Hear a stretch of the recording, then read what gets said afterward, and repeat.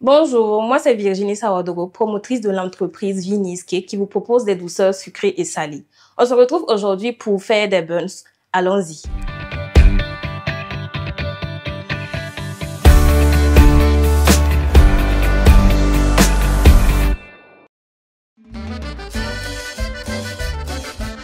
Les buns, ce sont des pains briochés, farcis soit au poulet, soit à la viande hachée, soit au jambon. Le fait de mettre quelque chose à l'intérieur qui donne l'appellation buns.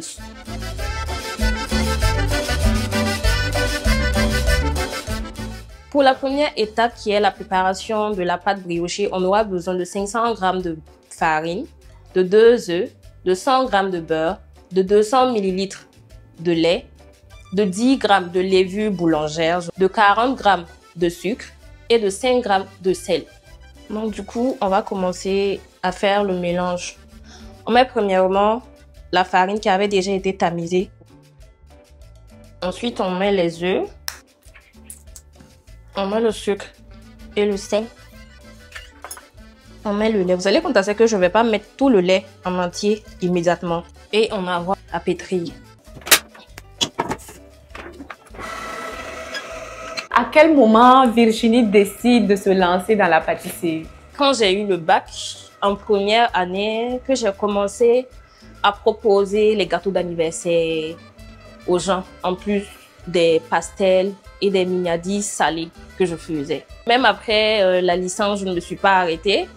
Je suis partie au Mali, mais j'ai toujours continué là-bas à proposer ce que je pouvais, toujours dans le cadre du sucré et salé, à ceux que je connaissais là-bas et de proposer aussi dans certaines boutiques et les alimentations qui étaient là-bas. Aujourd'hui, comment va Virginie Cake? Je veux dire que Virginie Cake va mieux qu'hier. C'est très loin de là où est-ce que je vais arriver, mais ça va mieux qu'hier en tout cas.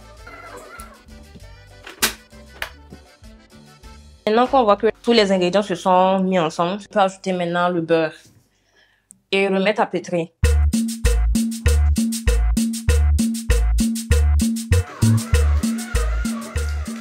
Vous voyez qu'au début, j'avais laissé une petite quantité de lait.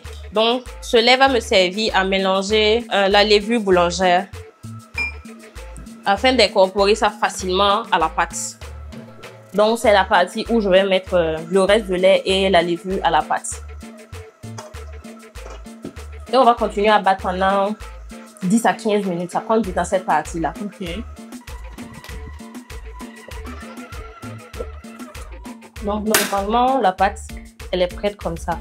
Maintenant, il y a une petite astuce pour savoir si elle est prête. Déjà, quand vous regardez, vous voyez qu'il n'y a plus la main qu'il y avait au bord du cube de la batteuse. Il n'y a plus ça. Et quand vous soulevez, vous devez soulever. Vous voyez? Limite, vous voyez à travers en fait. Elle prend du temps avant de se déchirer. En ce moment, vous la mettez dans le même bol où vous transphasez, c'est à vous de voir. Et vous couvrez avec un torchon humide. Vous déposez dans un endroit chaud. Pour qu'elle double de volume, ça peut prendre 45 à 1h30. Ça dépend de comment est-ce que votre endroit chaud est. Donc, on va laisser reposer.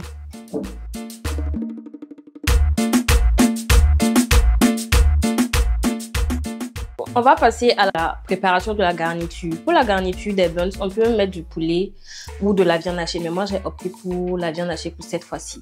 Du poivron sec, du laurier, persil céleri que j'ai préalablement haché. Ça, c'est de l'ail, de la purée d'ail, du sel, de la carotte, oignon et poivron. Notez que la préparation de la garniture, là, les ingrédients que je viens de citer, c'est au choix de tout un chacun. Et j'allais oublier le curry. Ça, c'est quelque chose que j'aime beaucoup dans mes garnitures. Donc, j'en mets presque tout le temps.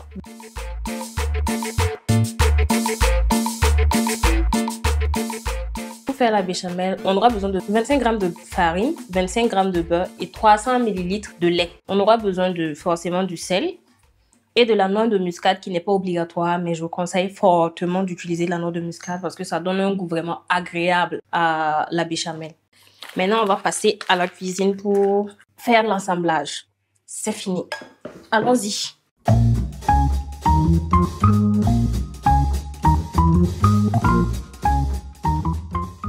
Bon, maintenant que tous les éléments sont réunis, nous allons passer à l'assemblage avec la mozzarella, la farce viande hachée, la béchamel et la pâte qui a levé. Ok.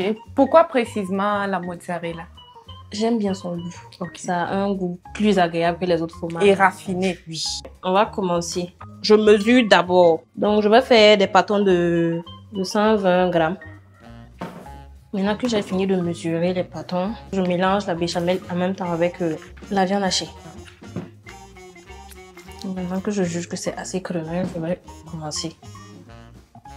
Je vais mettre d'abord la mozzarella. Je mets la farce. Encore la mozzarella. Et je boule. Vous voyez que quand on boule, il y a un excès de pâte qu'il y a en haut. Donc forcément, on doit l'enlever.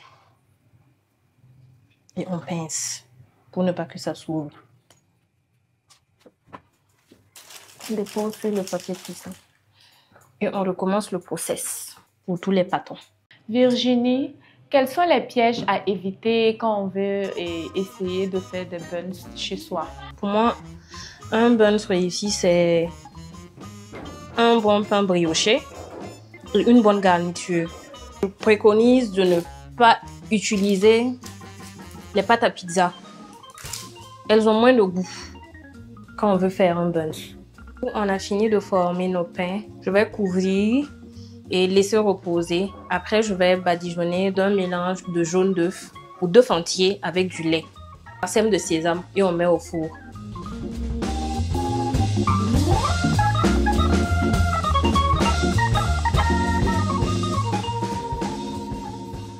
Donc, du coup, nos buns sont prêts. Après 25 minutes au four, je vais essayer d'ouvrir pour vous montrer l'intérieur. Je préconise de déguster ça quand c'est toujours chaud. Parce que vous allez remarquer, quand c'est chaud, c'est filant, c'est crémeux. Et bien fondant. Et bien fondant. Vous pouvez consommer ça avec des frites et une bonne boisson au choix. Et avec du yaourt aussi, c'est possible. Donc, bon appétit. Ben voilà, nos buns faits par Virginie sont prêts et on va goûter. C'est la partie que moi, Aïcha, j'adore. C'est super bon. L'extérieur est croustillant.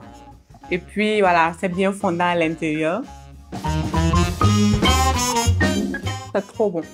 N'hésitez pas à essayer cette recette chez vous. Vous allez épater tout le monde. D'ici là, on se donne rendez-vous pour d'autres recettes. À bientôt!